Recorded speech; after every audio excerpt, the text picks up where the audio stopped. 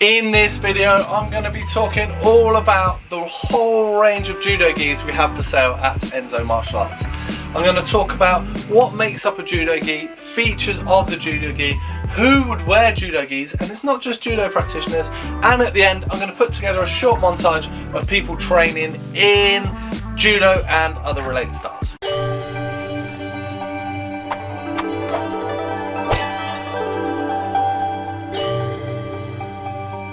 Hi, my name is Doug Swift. I've been doing martial arts for the past 33 years and I've been the owner of Enso Martial Arts for the past 16 years.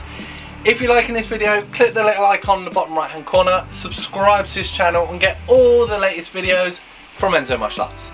So let's get into this video and learn all about the Judo Gi Selection we have at Enso Martial Arts. So first things first, I will be using Eric to do a little bit of modelling. He's not really going to say much, he's just going to stand there minding his own business, modelling one of the judo gis that we have at Enso. So what are the features of a judo gi? What makes a judo gi different to like other styles of martial arts and other martial arts clothing?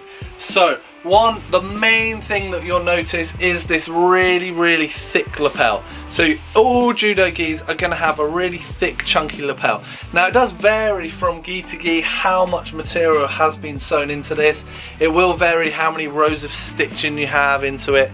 But overall a judo gi should have a really thick chunky lapel because most of the time you're going to be pulling on that and yanking it, so you want it to be really tough and durable. Another feature of judo gis is that you have a certain amount of reinforcement around like the chest area on both sides of the gi. Now sometimes this will extend all across the top of the back, sometimes it just goes up to the shoulders, but yeah, you'll have extra rows of stitching around the front on that kind of chest part where a lot of pulling is going to be happening. So you want that to be nice and reinforced. So yeah, another feature on judo gis. Now one thing you will notice is on the top you get this kind of bobble weave, and you see this on all judo gis, like this bobble weave on the top, and then you also get this diamond weave on the bottom. So all judo gis will have a bobble weave on the top half and then a diamond weave on the bottom. Now the diamond weave is much thinner than the bobble. So the top half of the judo gi is quite heavy, quite thick, and the bottom half is thinner and lighter.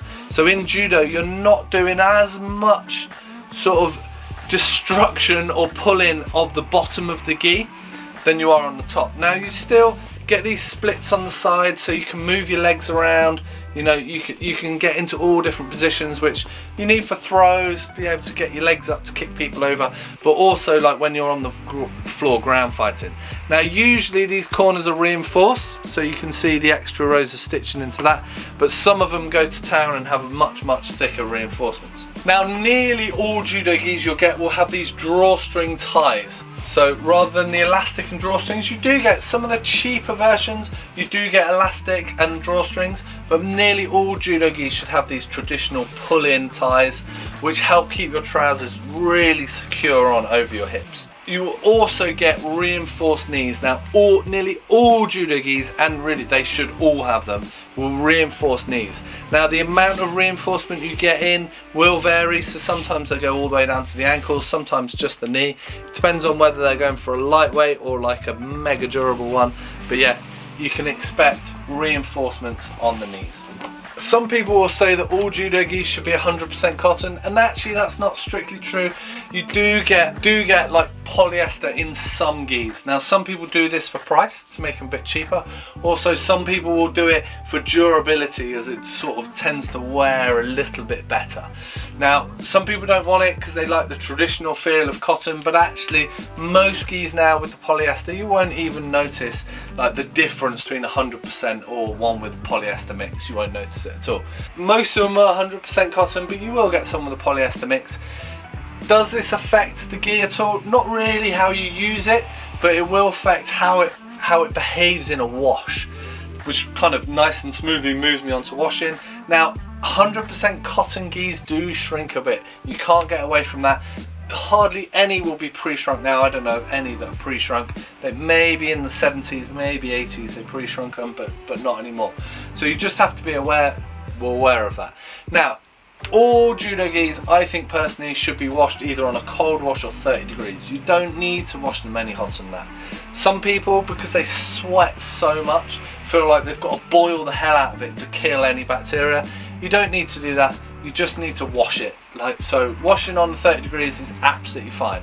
Now with the white gis, if you can get a white colour protector to keep it really nice and white, crispy white, that's a really good thing to do. And another top tip is drying it in direct sunlight. Now this is something that's come out from judo, but also more recently from BJJ, because people are getting like build-ups of bacteria, which means their gis smell, and also people are getting skin infections. So you need to wash your gi after every session, dry it in direct sunlight, and it will kill any bacteria, and you'll have no problem with skin infections and no problems with smelly gis, and it will also keep them really crispy white. Now if you are training every day, because of the thickness of the lapels, they do tend to stay a little bit damp. Like it takes a while, like a couple of days to dry them out. So ideally you'd have a couple of gis for training that you can rotate. Some people even have 3 and 4, and you just rotate them. So if you go to any judoka's house or Brazilian Jiu-Jitsu guy's house, there will be gis always drying. There will be a place where there's gis drying, hopefully in relatively direct sunlight.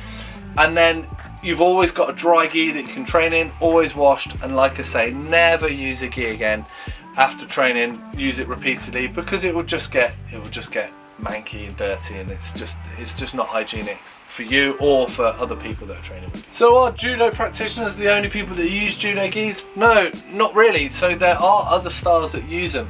So over the years, I guess historically, as judo and karate were the first martial arts that came in, the people that were fairly light on their gis in terms of like training and sort of damage that they're inflicting on their gis would pick up the karate gis. And the people that were much heavier handed on their gis would pick up judo gis. So styles like Japanese Jiu-Jitsu and Aikido and also Ninjitsu would have picked up judo gis and train with them. Now they don't train with like the IGF approved ones like this, the kind of 100+ pound gis.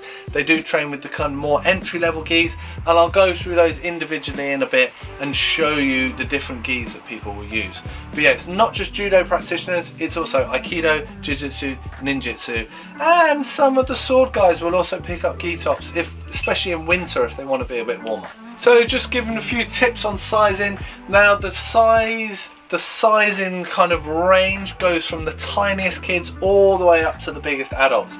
So you can start off with quadruple 0 gis that we do sell here, and they go all the way up to 8s. I've even seen 9s.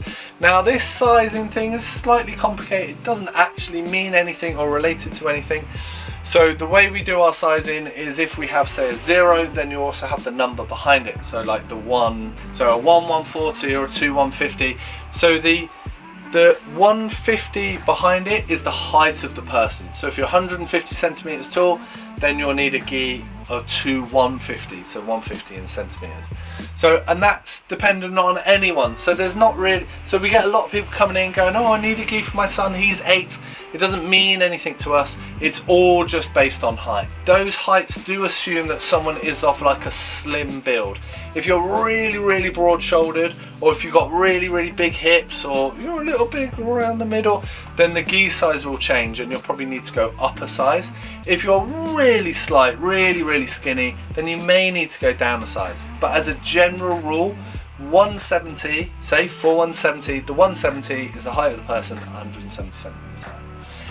If you're not sure about sizing and you're not sure what's going to fit you, give us a call at the shop or drop us an email and we'll do our absolute best to help you out with sizing the best we can. So going through all the gis individually, the first gi that we have at Enso Martial Arts is the lightweight judo gi.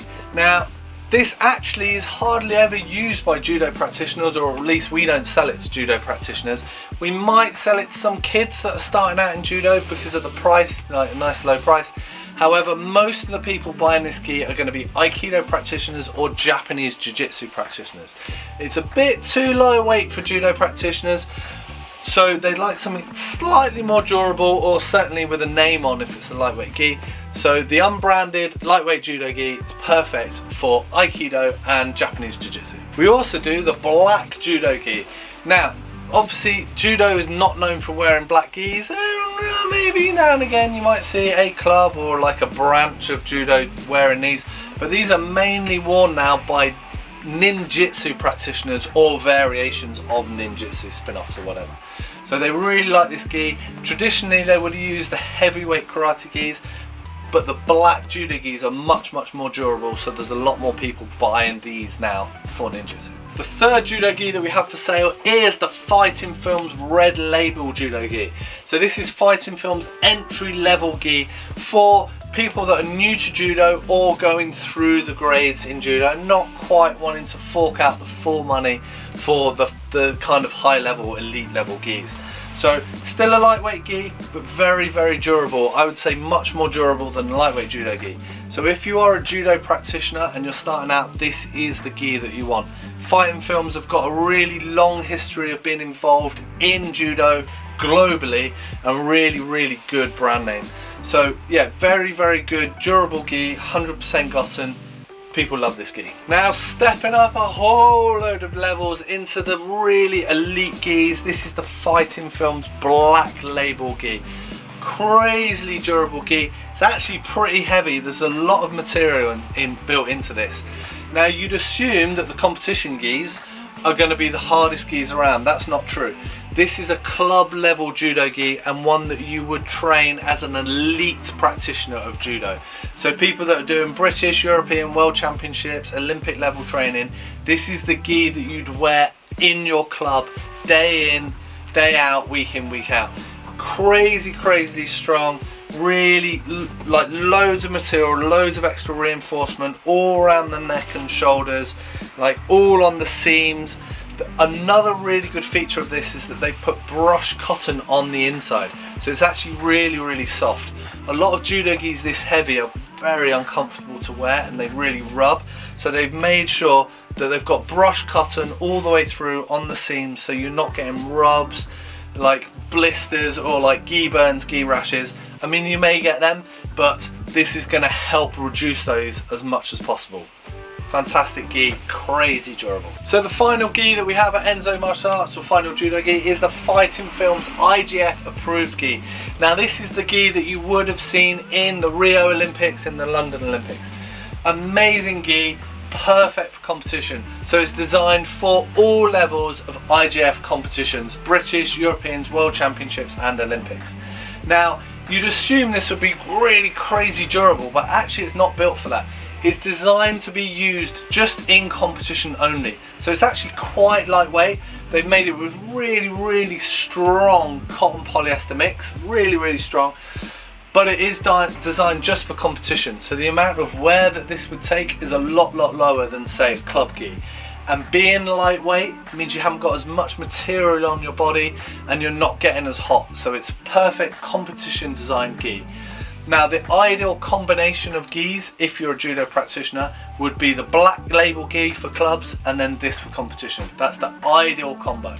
Now obviously with the black label it might take a little bit of time to dry out, so you probably want a few of those if you're training like really regularly, and then this for the competition. Really should only need to buy one of these ones, and then maybe a blue one as well, but the majority of these that we sell are white ones. Amazing gi, got all the approvals, and really for competition it's the best gi in the world. So as promised at the beginning of the video, here is a short montage of people training in judo and other related styles.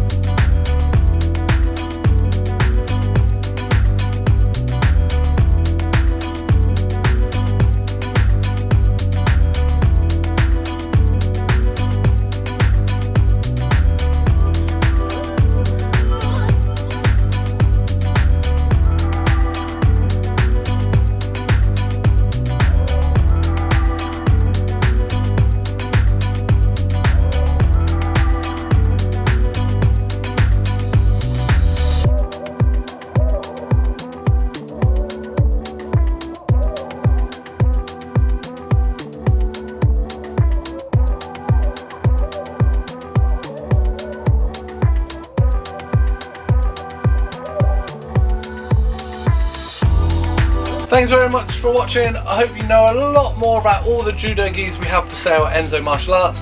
If you like this video, click the little icon, subscribe to his channel and get all the latest videos from Enso Martial Arts. Thanks very much and I'll see you soon. Cheers! Oh, no, wrong one.